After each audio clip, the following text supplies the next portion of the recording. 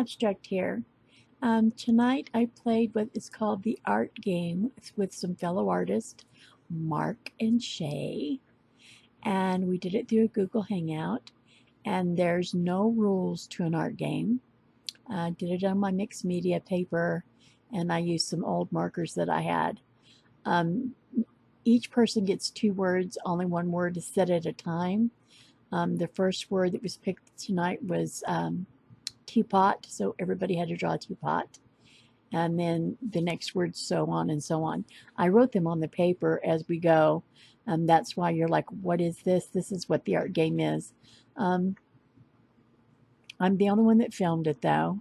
I filmed mine, and everybody else, the other 2, they just they did fabulous work on theirs, but it's posted on Facebook. Anyway, so this is just how artists have fun.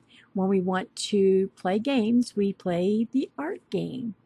Anyway, I hope that you guys enjoy this cute little video.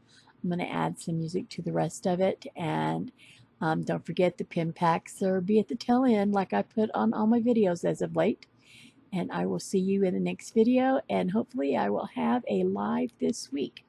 So I will talk to everyone later, and see you soon.